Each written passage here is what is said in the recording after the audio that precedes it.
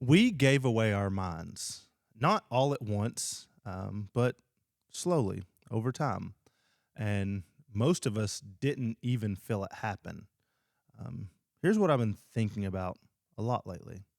At some point, and I don't know exactly when, but we stopped having opinions about people and we just started borrowing them from people, from someone on TV, from someone with a microphone, from someone on social media, from someone who seemed like they had it all figured out. And it felt like alignment. It felt like finally someone who gets it, someone who sees what I see, someone who says the things I was thinking, but I couldn't articulate, someone who makes sense of a world that has been making much sense lately.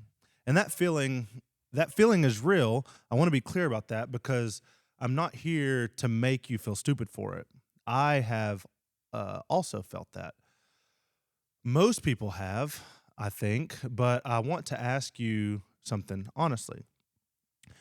When is the last time, thinking of this person, when's the last time you disagreed with them? Not about something small, not about something trivial, about something real, about something that actually mattered. Because if the answer is never, then I think that's worth thinking about. And look, I love a great speaker, genuinely. I love people who can walk in a room and move it, who can take something really complicated and they can make it feel simple. The people who can make you feel seen or challenged or like the world just snapped into focus for a second. That's a real gift, a rare one. Politically, on both sides, there's great ones. Barack Obama could make you feel like the country itself meant something, like there was a version of this place worth believing in. You didn't have to agree with his politics to feel that. The man could speak. On the other side, Tucker Carlson can make you feel like somebody finally said the quiet part out loud. Like everyone's been tipping toe around something obvious, and he just walks straight through it. Whether you love him or can't stand him, you understand why people listen. Or the most controversial right now, Candace Owens. She doesn't flinch. That's her thing. She looks directly into the camera and says exactly what she thinks without softening it or qualifying it or apologizing for it. And there's something magnetic about that kind of conviction. Outside of politics, like Will Guidara, he talks about hospitality, about caring for people, and he can make grown men emotional because he's not really talking about restaurants. He's talking about what it means to make someone feel like they matter, and that just hits different. Um, these are talented, compelling, remarkable human beings, and I can appreciate all of them. But here's the thing that I keep coming back to: appreciation and idolization are two completely different things. And I feel like we have blurred that line almost completely. Appreciation says that a person is, they're remarkable. Idolization says that the person is right. Appreciation keeps you in the room. Idolization hands them the key. And the moment you hand someone the keys to your thinking, you're not forming opinions anymore. You're just echoing. And here's what's tricky about that: echoing feels like thinking, it has all the same sensations. You feel informed, you feel certain, you feel like you understand things clearly. But the understanding isn't coming from inside you, it's coming through you. Um, and those things are different. And here's what nobody talks about: idolization doesn't feel like weakness. That's the thing. Idolization actually, it feels like certainty. It feels like clarity. Like you finally cut through the noise and you cut through all the spin, all the contradictions, all the talking heads, and you found someone worth trusting. And that feeling is real. I'm not dismissing it. But certainly borrowed from someone else. An idea borrowed from someone else isn't certainty, it's comfort. And comfort and truth aren't always the same thing. Sometimes they overlap, but sometimes they're pointing in completely opposite directions. And the only way to know which is to actually think through it yourself. Like, actually think through it. Now, in history, because this isn't new, I want to be clear about that. It's not modern. It's not an American problem. It's not a 2026 problem, or a problem unique to any political party or movement or era. This is a human problem. And history is full of what happens when we let it run unchecked. I mean, just think about what happened in Germany in the 1930s, a country, an educated, cultured, sophisticated country, handed its collective judgment to one man. And the thing that's hardest to sit with when you really study that period isn't the monster at the center of it. It's all the ordinary people around him, doctors, teachers, lawyers, regular fathers and mothers and neighbors, people who were not evil, people who were in many cases desperate and scared and looking. They were looking for someone to make sense of a chaotic world. And they found someone who seemed to have answers. They found someone who seemed strong, someone who seemed certain, someone unafraid. And then they stopped asking questions. And what followed was one of the worst chapters in human history. Now, I'm not just like drawing a direct comparison to today. That's not the point. The point is just like the mechanism, the way ordinary people under the right conditions will surrender their judgment to a figure who makes them feel safe. It's happening today. It is. But that's an old mechanism. It's woven into us, and it doesn't announce itself. It whispers. You don't see it.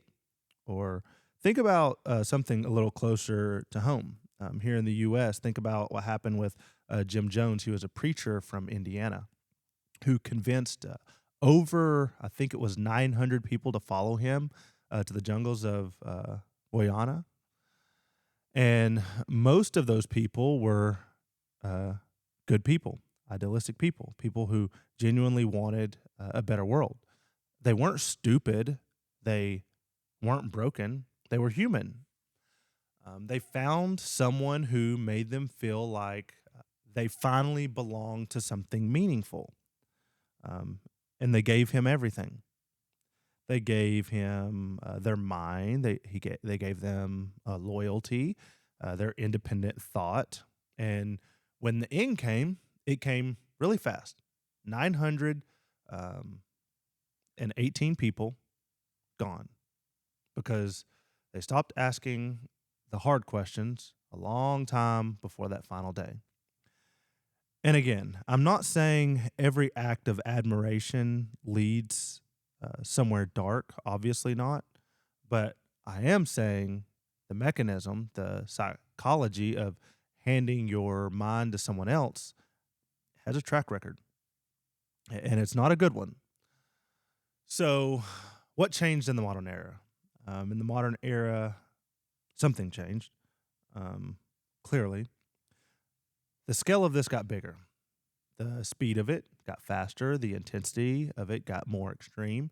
And I think a huge part of that is probably social media. I'm a huge proponent of social media.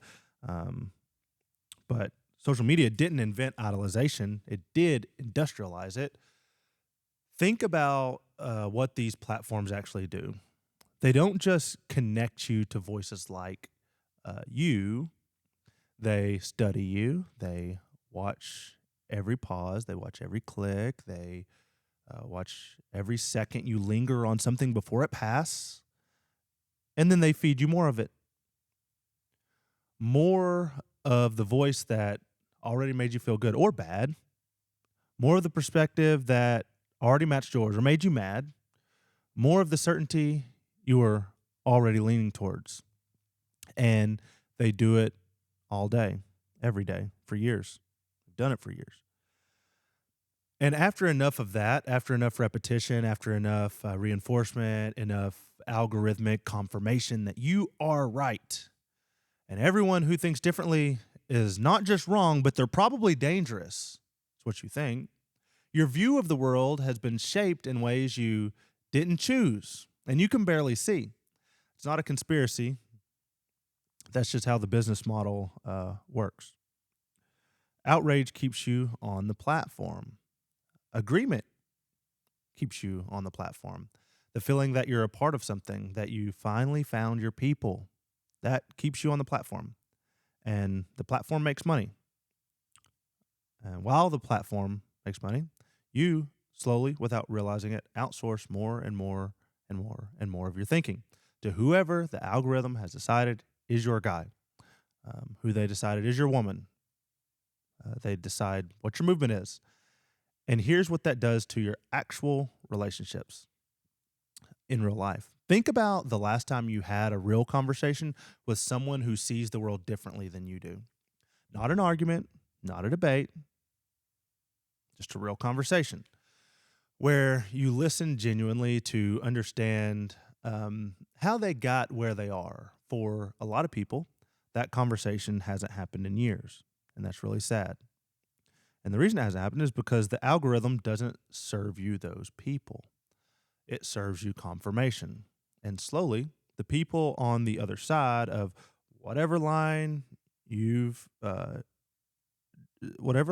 drawn stop feeling like people with a different conclusion. They start feeling like enemies or idiots or threats.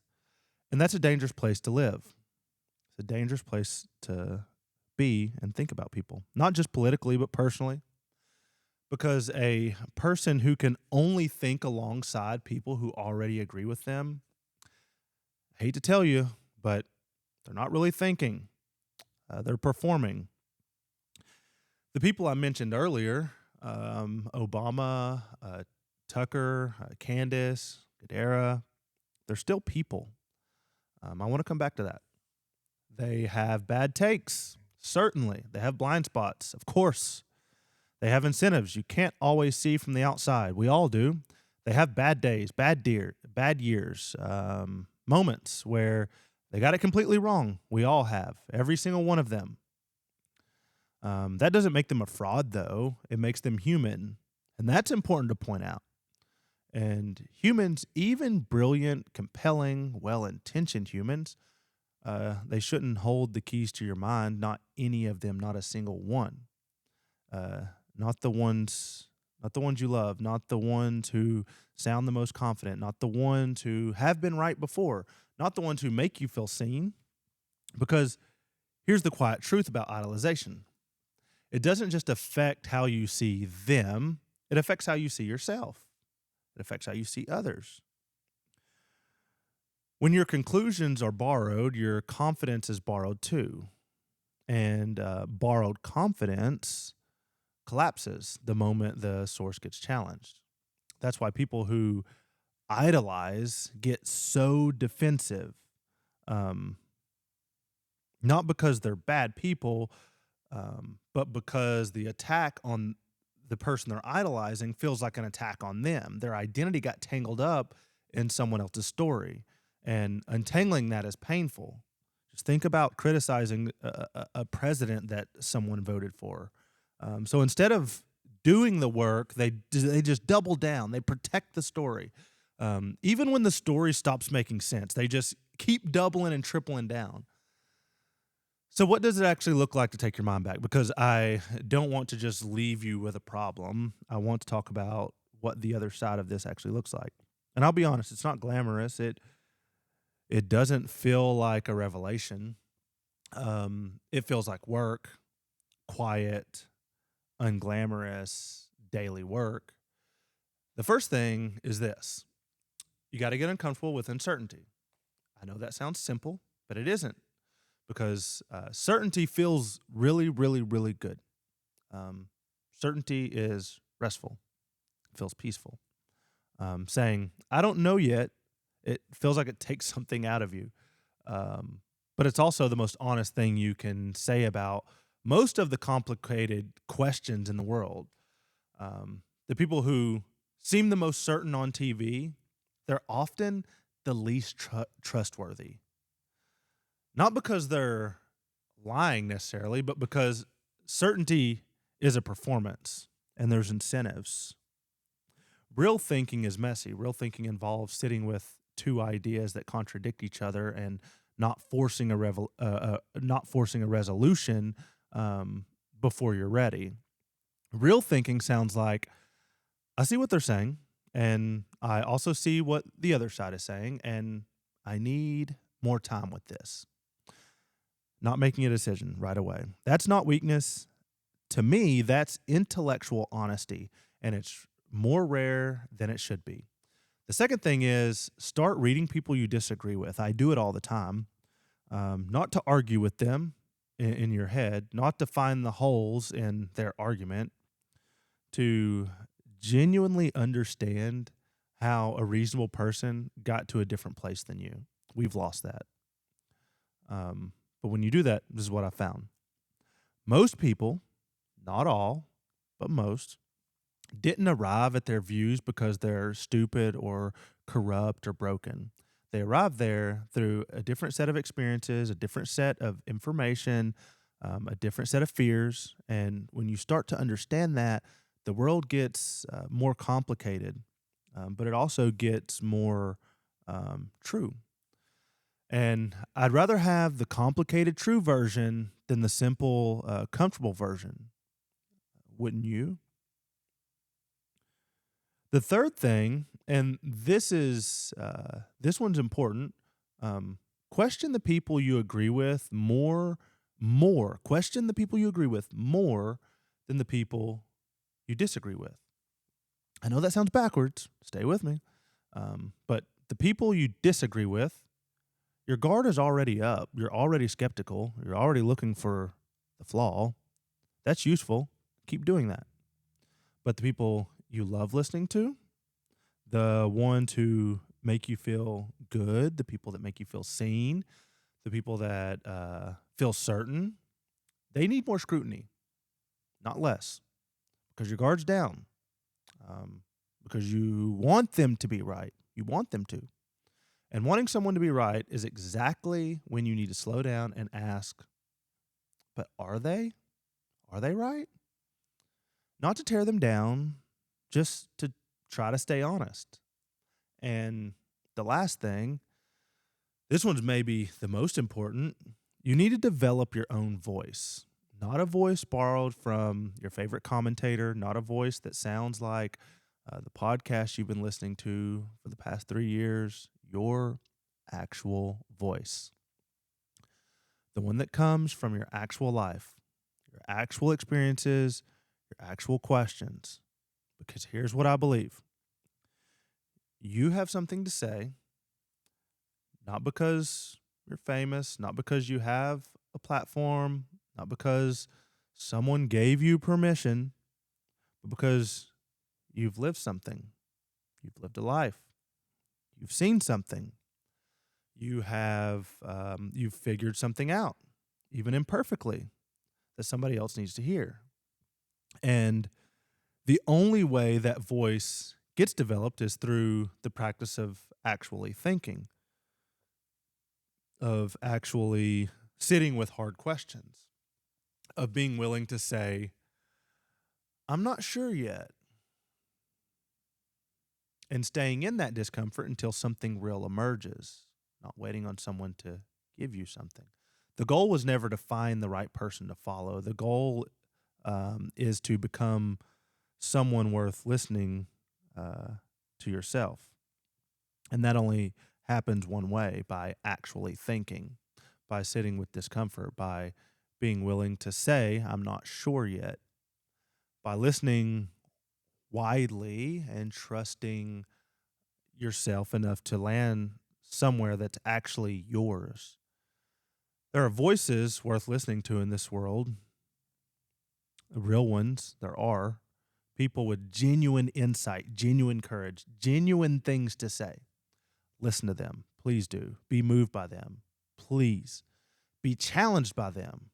Accept the challenge, but never, ever, not for a single second, hand them the thing that makes you you. Your mind was yours before you found them, and it needs to still be yours after. Um, Take that back because it was yours to begin with.